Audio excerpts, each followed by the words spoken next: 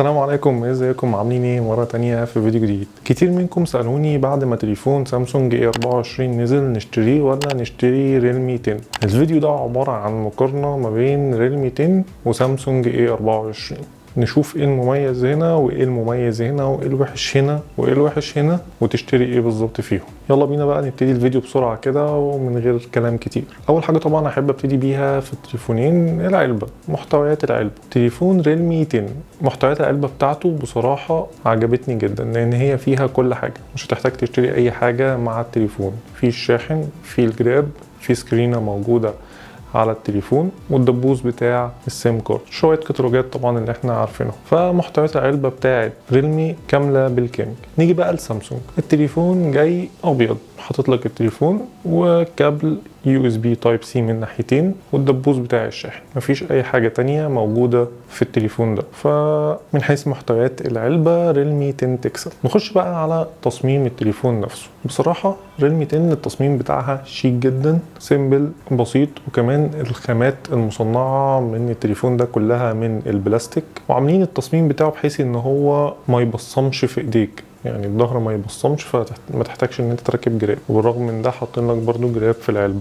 وكمان وزن التليفون 178 جرام، يعني وزن خفيف جدا في ايديك، مش هيتعبك وانت ماسك التليفون لفترات طويله. اما بقى بالنسبه لتليفون سامسونج A24 فوزنه 195 جرام، برضو وزن معقول مش تقيل. والتصميم بتاعه بصراحه شكله حلو، شكله عجبني، مع ان في ناس كتير معترضه على التصميم وشكل التصميم بتاعه. لا، انا التصميم بتاعه عجبني جدا بصراحه، مفيش فيه اي مشكله. التصميم بالكامل من البلاستيك، بس اللي مش عاجبني حاجه واحده، ان هو بيبصم جدا على الايد. يعني لو انت ماسك التليفون تلاقي كله اتملى بصمات، فاذا لازم تشتري جراب علشان خاطر تداري او تحل مشكله التبصيم ده. هو كده كده هتشتري جراب عشان تحافظ عليه يعني. فانا شايف ان التصميم في الناحيتين معقولين او زي بعض، فما فيش فيهم اي مشكله. نيجي بقى للنقطه الثالثه وهي الشاشه. نبتدي بتليفون ريلمي 10، والشاشه بتاعته زي ما احنا شايفين كده، شاشه كامله محترمه، الحواف بتاعتها معقوله، ما فيهاش اي مشكله. نيجي بقى للعتاد بتاع الشاشه. شاشه من نوع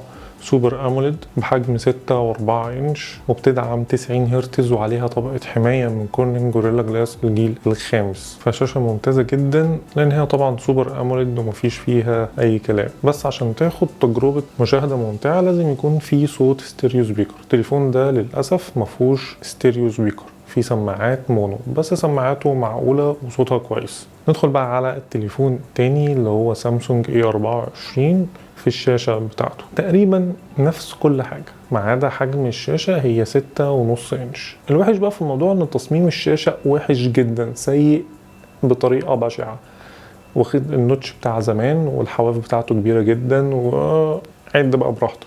فبصراحة انا شايف ان هم كانوا يستغنوا عن التصميم القذر ده ويحطوا لك حاجه حلوه كده في التصميم، سيمبل كده في الشاشه، حتى لو بنفس الحواف، بس ما يبقاش نفس التصميم اللي موجود في التليفون ده. بس بقى كعتاد الشاشه بصراحه الشاشه ممتازه جدا، ما فيهاش اي مشكله، وتشبع الالوان بتاعها احسن واعلى من ريلمي 10، مع ان الاتنين نفس نوع الشاشة. بس طبعا شاشات سامسونج دايما بتتفوق على اي تليفون تاني من حيث تشبع الالوان ومن حيث الجودة بتاعة الشاشة نفسها. ونفس القصة برضو في التليفون ده، كان المفروض يحطوا فيه سماعات ستيريو سبيكر، بس للأسف سماعات التليفون ده مونو. فبرضو لو قلنا انهي شاشة تكسب في التليفونين، فانا بصراحة برجح شاشة سامسونج.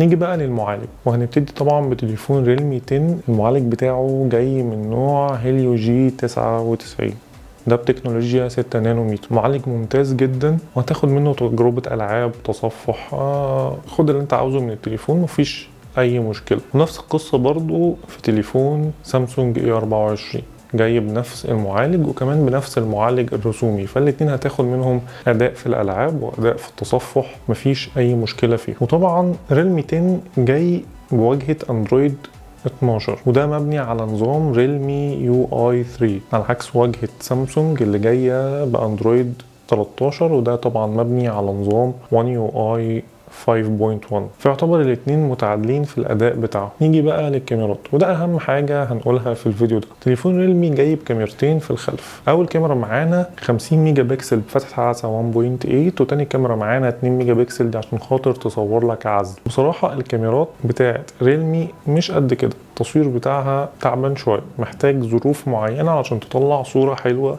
بالكاميرا دي. والكاميرا السيلفي بتاعت التليفون ده 16 ميجا بكسل بفتحه عدسه 2.5، وبرضه نفس القصه، تعبانه جدا جدا، هتاخد صوره وحشه جدا منها. لازم برضه تهيئ الصورة لظروف معينة عشان خاطر تقدر تاخد منها صورة كويسة، وما تحاولش تاخد صورة حلوة تحت أشعة الشمس من التليفون ده، هتفرقع منك، مش هتظبط الديناميك رينج بتاعها. على عكس بقى سامسونج A24، تليفون جاي بثلاث كاميرات في الخلف. اول كاميرا معانا 50 ميجا بكسل فتحة عدسة 1.8 وفيها مثبت بصري حقيقي OIS.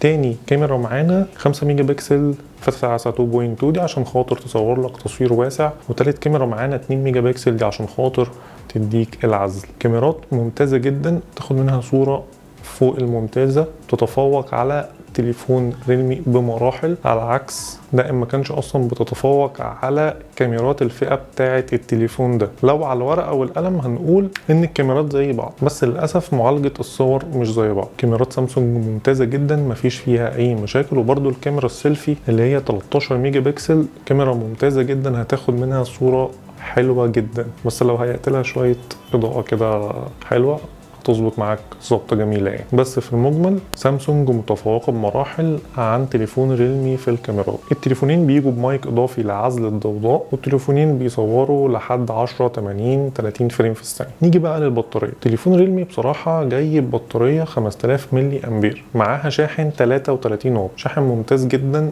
سريع وموجود كمان في العلبة. على عكس سامسونج برضو جاي ببطارية 5000 ملي امبير بس معهوش شاحن في العلبة، وقوة الشحن بتاعة التليفون ده 25 واط. فدي بصراحة حاجة رخمة جدا في تليفونات سامسونج، ان هي بتديك حاجات حلوة كتير بس حاجات هبلة كده بتقع منها في النص. التليفونين دول بيدعموا ال NFC، وتليفون ريلمي 10 بيدعم جميع المستشعرات حتى مستشعر التقارب اللي هو مستشعر المكالمات. اما بالنسبة لتليفون سامسونج ده بيدعم برضو جميع المستشعرات، ومستشعر التقارب بيدعمه سوفت وير، وللاسف بيهنج معاك زي ما قلت برضو بيتنازلوا عن حاجات عبيطه. سعر التليفونين ايه؟ الريلمي 10 دلوقتي سعره في السوق للنسخه 128 جيجا مع 8 جيجا رام ده عامل 7800 جنيه. اما بالنسبه للسامسونج النسخه 128 جيجا مع 6 جيجا رام عامل 7500 جنيه. يعتبر نفس الرينج في التليفونين مع اختلاف كبير في الامكانيات الجوهريه ما بين سامسونج وما بين ريلمي. اما على الورق يعتبر الاثنين زي بعض. طيب هتقول